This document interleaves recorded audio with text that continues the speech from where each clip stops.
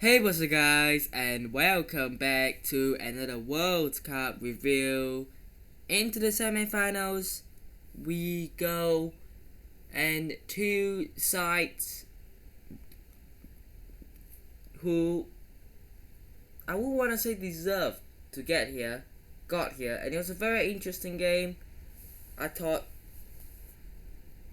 maybe we'll see some competition and maybe it's a narrow 2-1 win for Argentina, or can Croatia shock Argentina like they did against Brazil? But no, Argentina proved too strong as they got a 3-0 win over Croatia. Now, let's talk about the winning side, Argentina. Messi could potentially win his first World Cup in his last World Cup. I think it's destined to happen. I think, look at this, it's his last World Cup, though I don't really want that to happen. And Argentina played quite well. Messi with the opening goal. Was it a penalty? It was poor from Livakovic on Alvarez. I personally don't think it was a penalty. I think it was. He tried coming for the ball, but he just clattered him instead. So, for me, no penalty, but it was awarded, and Messi scored. And then Alvarez made it 2-0. But what really sort of amazed me of the Argentinian goals was the third.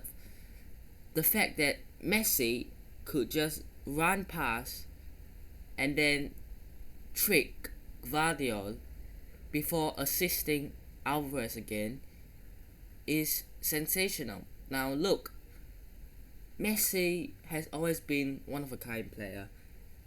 Back in the day, prime Messi, dribbling around a few players, not making players memorable tank. That's what Messi used to do. But I didn't expect that Messi at 35 would still have a little bit of that in his locker. I mean, Gvardiol, he's 20, isn't he? And the fact that he's getting outplayed by a 35-year-old is just a bit awkward, in it. It's a bit awkward for him. But for Argentina, it's a 3-0 win.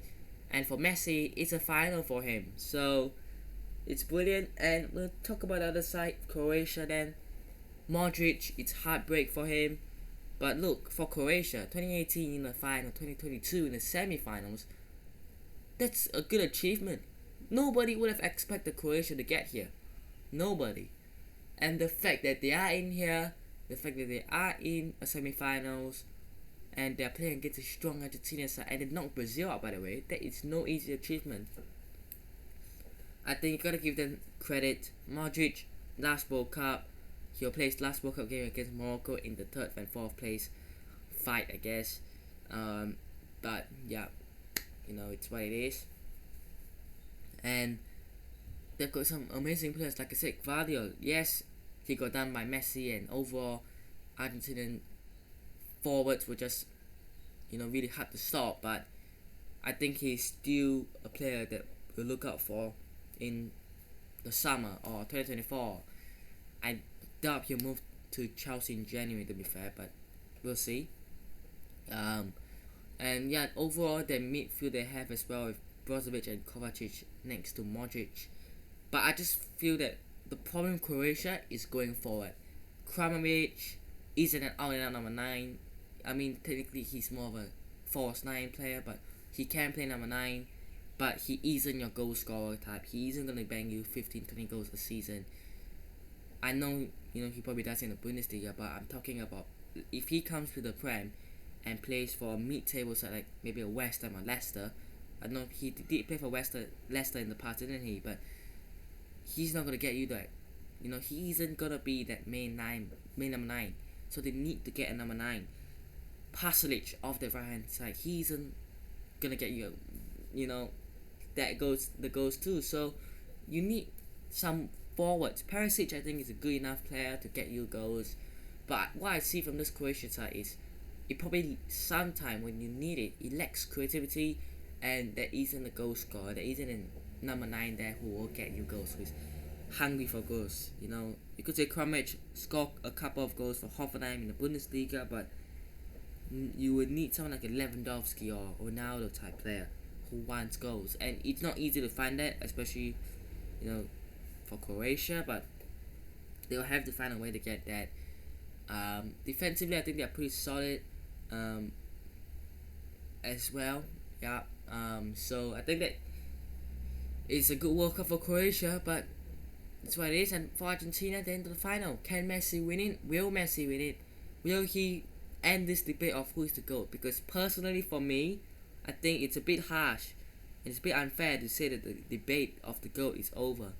And this isn't just a debate between Ronaldo and Messi. You could even add Maradona and Pele in, because both of them have won World Cups and they have records of goal scoring. So, look, I think you could add those guys in. I think even Ronaldo, R9 Ronaldo, is a bit underrated, but I just feel like maybe he isn't in that caliber of players. But look, I think Sunday will really decide who the ultimate GOAT is. But that will be it for today's review. I've got to go and record the France-Morocco one. Hope you guys have enjoyed today's review. Hit that button as did, subscribe to the channel on already, and I'll see you guys in the next one. Peace.